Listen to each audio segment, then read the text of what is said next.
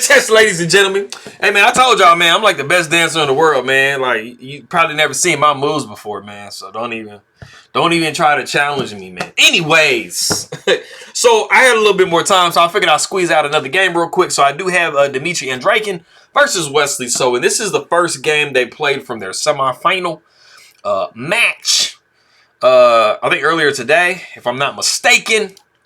Yeah, so, of course, for all my people that are coming from the Philippines, I will say my buhay to you, kamusta na aking makaibigan, maligayang pagdating sa my chess, ladies and gentlemen.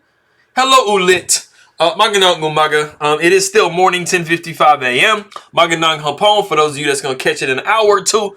Magandang araw, magandang gabi, since it's progressing in you guys' day. Anybody who is coming from Russia, I would say privyet. Dobre otra kakadela. Spasibo for coming by and taking a look at my stuff.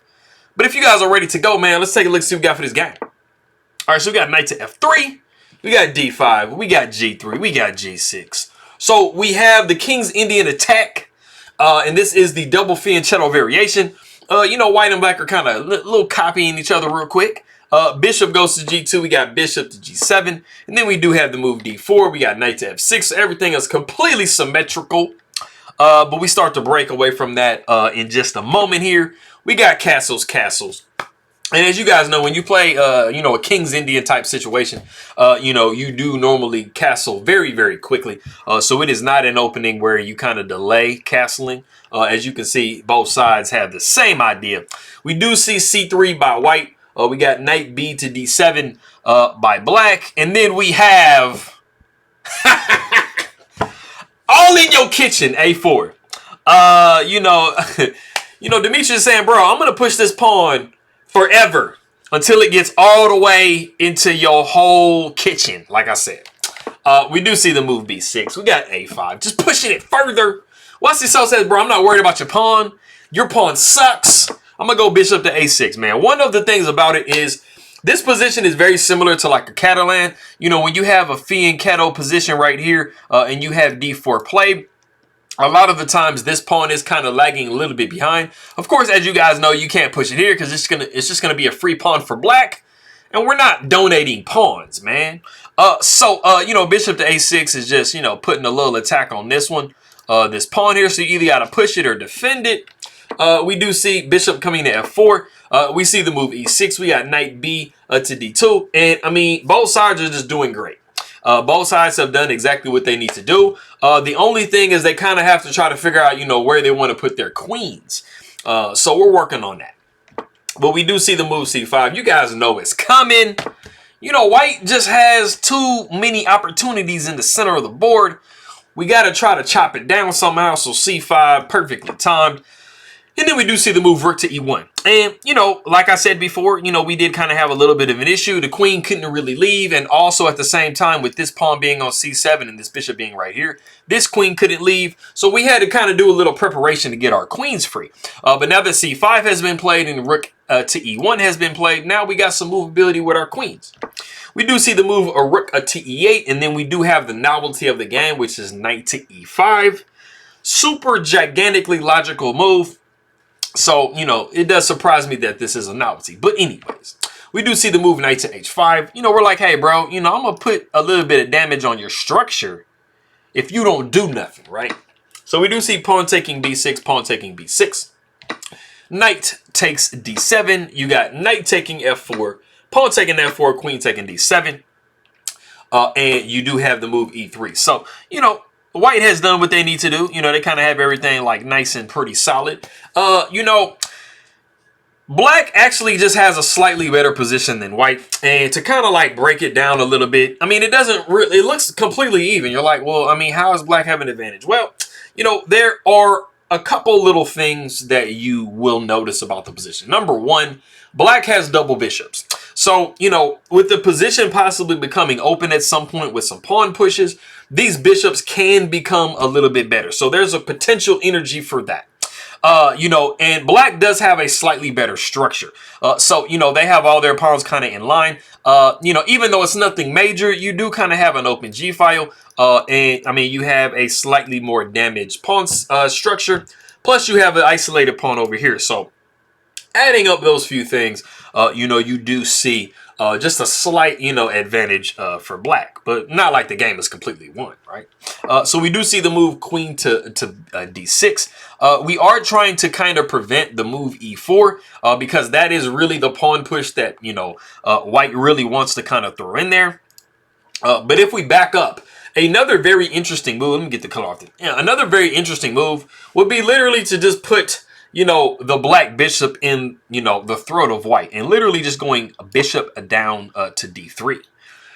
And it might look kind of interesting. It's like, why am I just like planting my bishop in there? Well, I mean, if black doesn't do anything or white doesn't do anything, you got c4 coming. And I mean, this pawn is literally just living there rent free.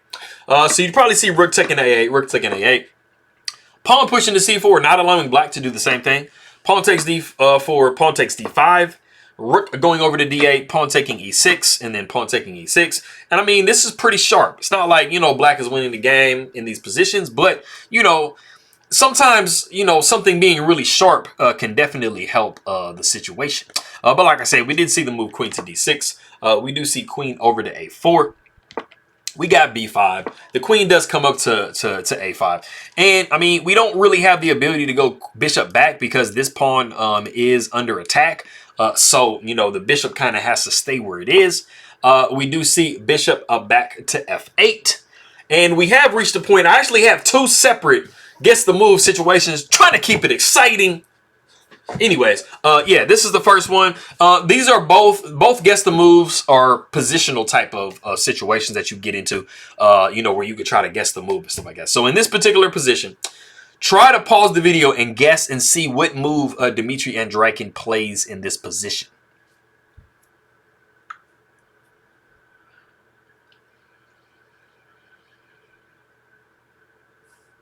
Okay, so this is a twofold move. It's a very positional move. Number one, you're thinking, okay, what is, one of my worst pieces? And it is this knight over here. The knight really isn't doing a whole heck of a lot on d2. You kind of want to move it further that way, right? So when you start marinating and thinking, okay, you got here, right? But the problem is f6 will just kind of knock you away. So you can't live there forever. But another little maneuver is knight to b3 and then trying to, if you could get a pawn, you could get a pawn, right? But just also trying to kind of put this knight on a really, really nice outpost. So that is what we see. So if you guess the move knight to b3, then you are recognizing some positional type of play. And then so we see the move c4. And then we have the move knight to c5. And so we have put our knight in a really, really great square. And it is also attacking this bishop. So, black is being tied down just a little bit. So that's definitely something that you want to do when you're playing games. Like, hey, man, if you can see a way to try to, kind of tie your opponent down, they just don't have the freedom of movement like, they like. So we do see rook e to b8. And we have reached the second guess the move position. It's a very, thematic type of situation. So if you want to go ahead and pause the video and try to guess this next move that Andreikin plays, go ahead and do so.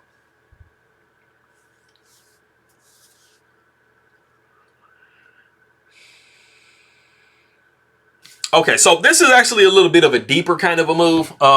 You have a very, very huge idea in the position. Basically, you are attacking this bishop. You are trying to deflect the queen a little bit. So the first move that kind of starts kicking that off is the move e4. And of course, we do not want to capture right here because we're going to be capturing this bishop. And I mean, we are just pretty good to go. We have, taken this bishop off the board, and I mean, the rook really can't take back.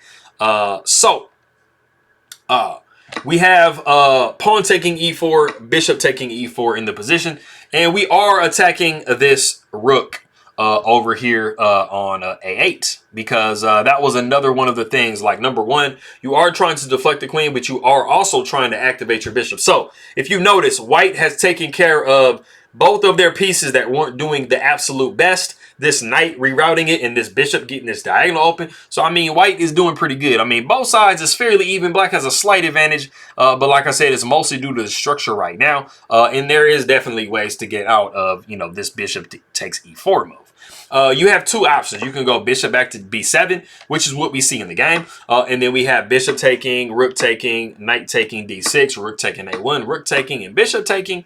And this is the position that we actually see in the game. But if we go back, what you would see after bishop takes e4, you would see the only other option that's rook to a7. And then you would be seeing bishop probably back to g2 with the same type of situation, because you do not really have the ability to capture here because that, you know, rook taking is still live. And you would probably see something like rook to b6. But the thing about this particular move is, yes, it does defend a little bit, and your rook is kind of hanging, but this queen is now kind of tied to the protection of this rook. So you couldn't even really take here if you wanted to, even though you saved both your rooks. So like I said, we did see this situation here after we saw bishop taking d6, and this is the position that we have in the game. And I mean, we're kind of trying to break things down. We got d5 getting pushed. We're trying to see if we can maybe isolate a pawn on the black side, give them a little slight weakness, because we got a weakness on our structure. So why not try to give something to black? We do see pawn taking d5, bishop taking d5. We got bishop taking f4. And at the moment, you know, black is down, or white is down a pawn. So we do see the move rook to a7. And you got to be kind of careful, because you don't want to just like defend this type of way.